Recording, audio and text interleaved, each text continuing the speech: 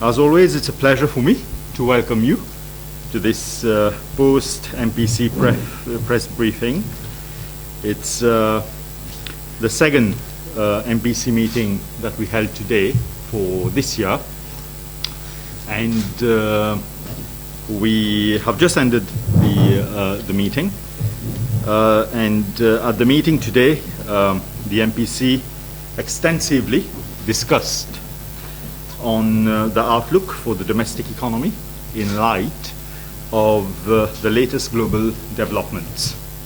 And certainly we have considered in our decision today that we took all these latest developments as well as developments on the domestic front also. I will, as is the practice, give you a few insights on some of the latest international developments before I move on to the domestic economy. On the international front, the key concern remains inflationary pressures right now. Economic activity has been picking up globally after being severely disrupted by the pandemic.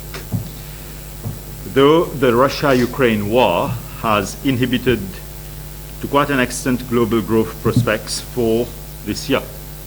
But inflation, especially high inflation as we are all witnessing it today, can derail the growth momentum by impacting demand for goods and services.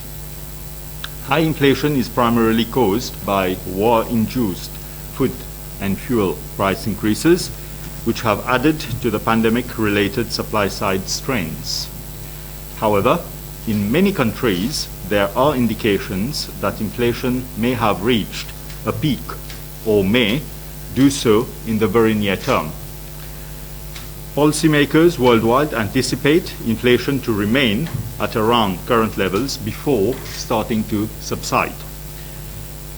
As the IMF has put it, we are facing a crisis upon a crisis, with the Russia-Ukraine war compounding the pandemic and dragging down growth and pushing up inflation.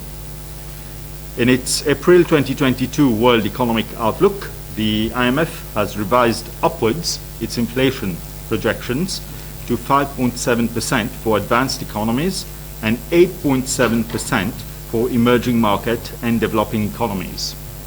That is 1.8 and 2.8 percentage points higher than what was initially projected in January 2022, respectively.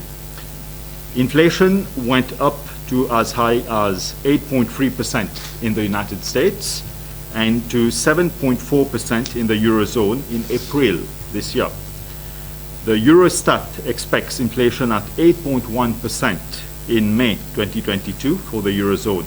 For the UK, inflation reached 9% in April, a 40-year high. Prices of energy commodities continued to rise through April and May. Brent crude oil prices exceeded $115 per barrel in May 2022. The Food and Agriculture Organization, the FAO, food price index remained 29.8% higher in April 2022 than a year ago. Central banks are wary of persisting inflation, feeding into elevated inflation expectations, and high inflation becoming more entrenched.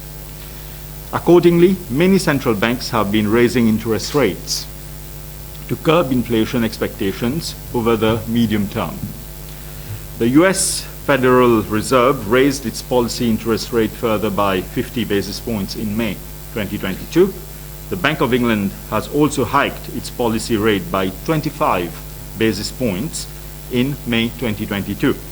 Responding to growing inflationary pressures, central banks in India and Brazil and many other countries have raised rates, while the European Central Bank confirmed a forthcoming end to negative rates. Altogether, some 138 interest rate increases by central banks have been observed since the beginning of this year to tackle high inflationary pressures, with the quantum of the hikes depending certainly on the economic context and the inflation outlook in each individual countries.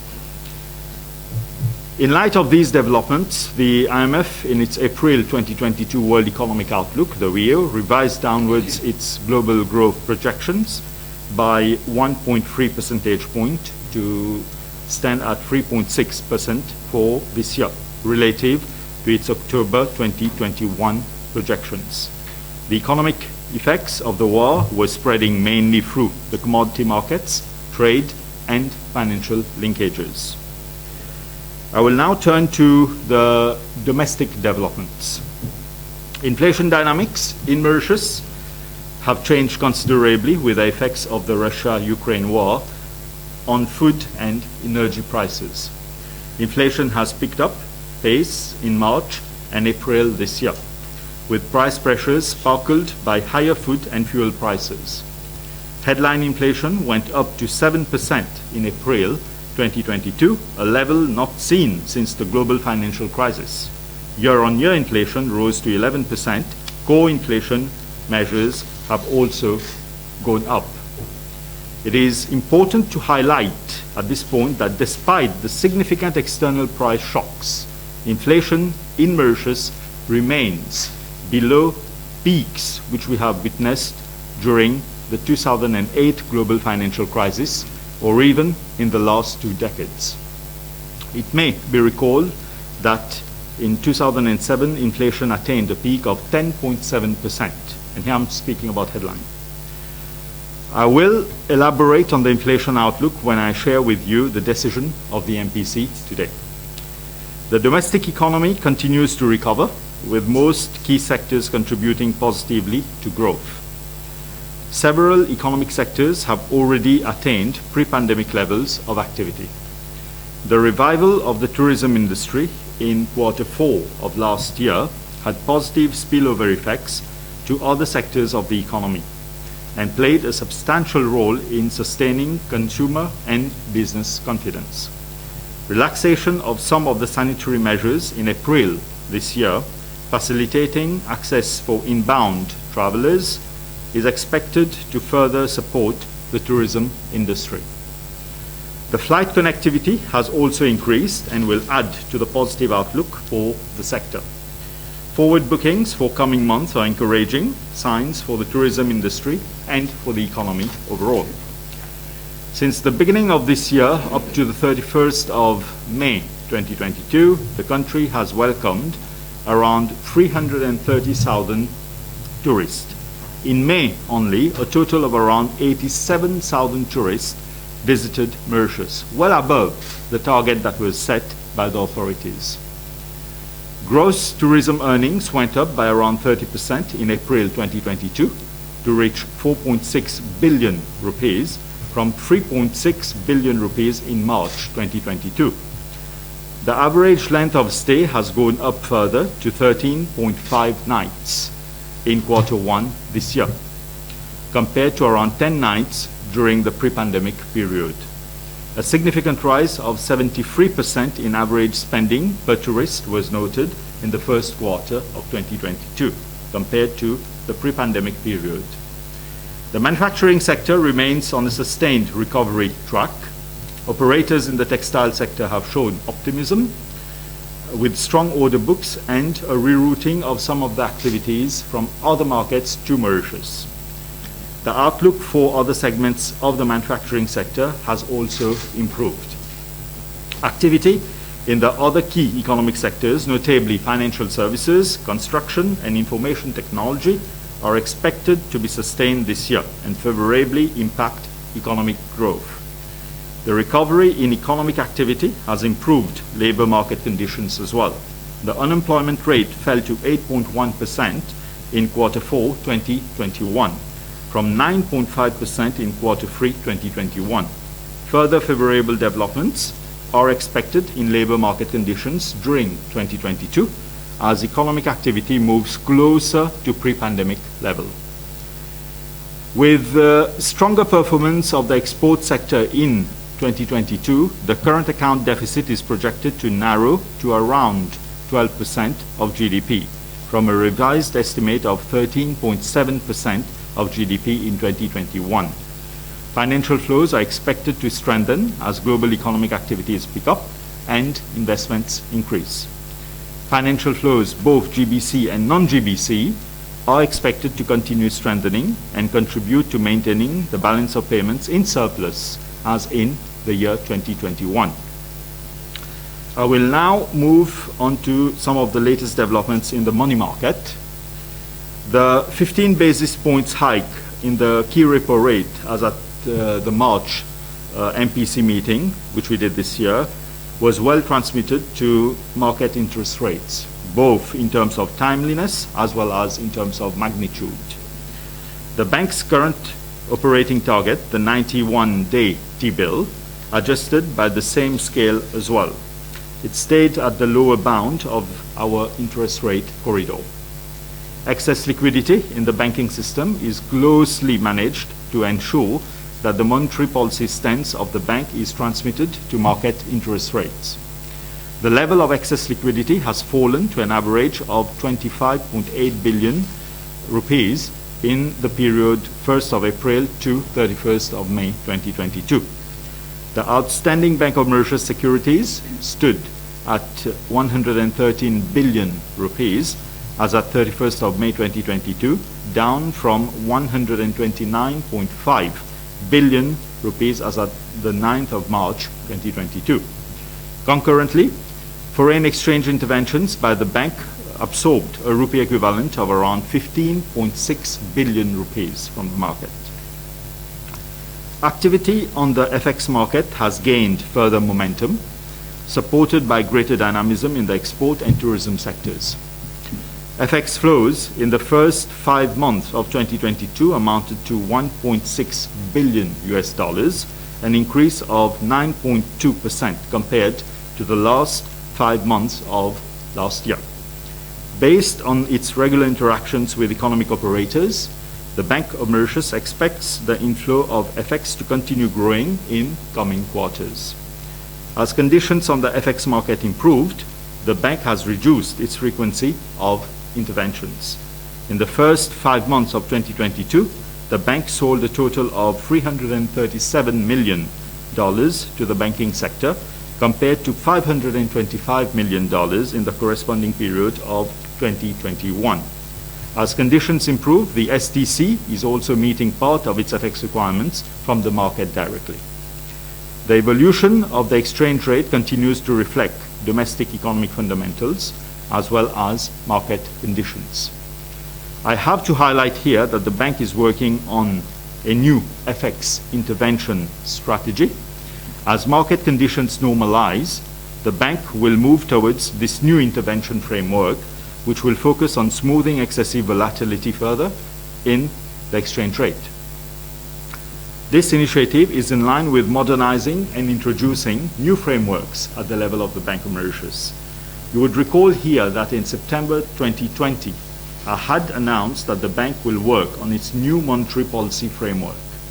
In the same vein, we are now embarking on introducing a new framework for our FX intervention strategy. The gross official international reserves, our GOIR, remains at a level sufficient to provide a buffer against adverse external conditions. The GOIR stood at $7.1 billion as at the end of May 2022, representing 14.5 months of import cover. I will now brief you on financial stability. The banking sector remains sound and stable, supported by strong capital and liquidity buffers. The aggregate capital adequacy ratio rose to 20% in March 2022. The liquidity coverage ratio, LCR, went up to 261.5% in March 2022, well above the minimum regulatory limit of 100%. The LCR in FX stood at 190.3%, providing a buffer against external vulnerabilities as well. The bank is progressively unwinding the COVID-19 support measures as economy recovery gathers more momentum.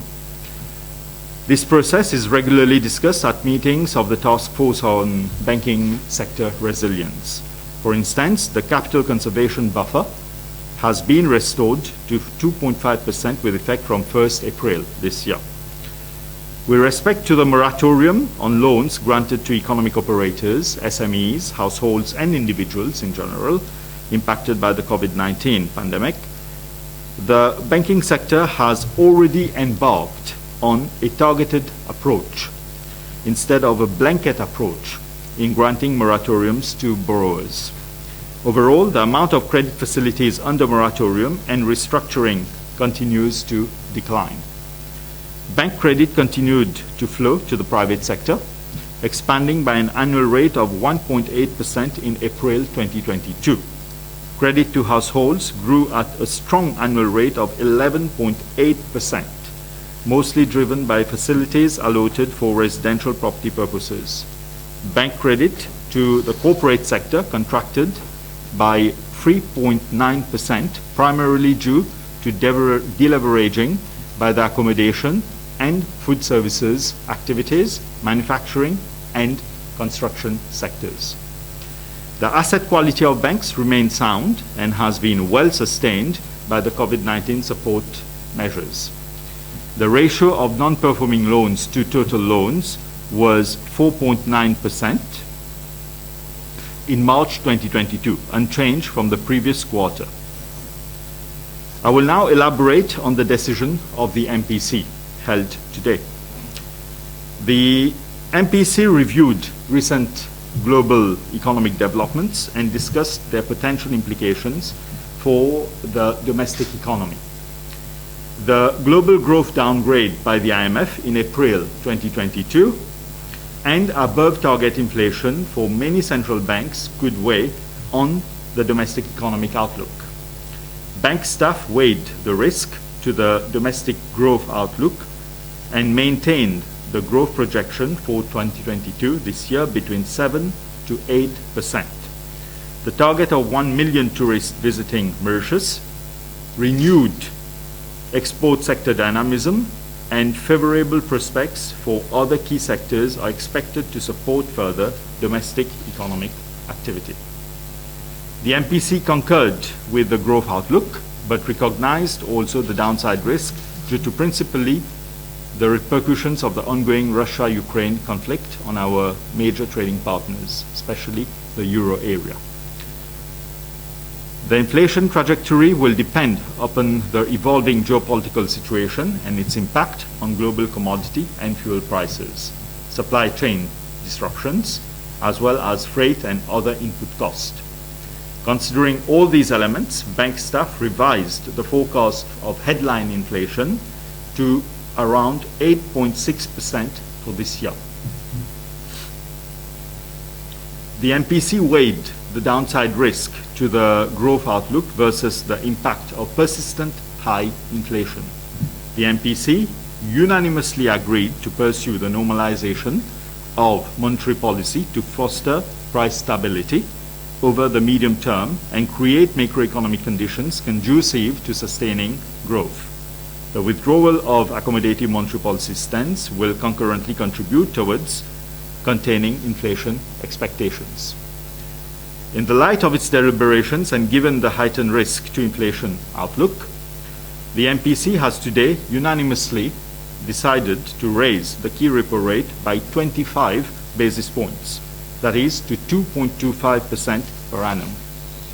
The MPC agreed that the timing and pace of further normalization of the monetary policy stance would depend on the inflation and growth outlook over its policy horizon. As part of the COVID-19 support measures, the Banque de Maurice had reduced the cash reserves requirement, the CRR, on rupee deposits in March 2020 from 9% to 8%. This reduction released liquidity that allowed banks to extend additional credit facilities to assist economic operators impacted by the pandemic. In addition to the decision of the MPC made today, the bank has decided to restore the CRR, the cash reserves requirement, on rupee deposits back to 9%, with effect from 1st of July 2022. This is as part of the unwinding of its COVID-19 support measures. This measure is estimated to reduce the level of excess liquidity by around 5 billion rupees.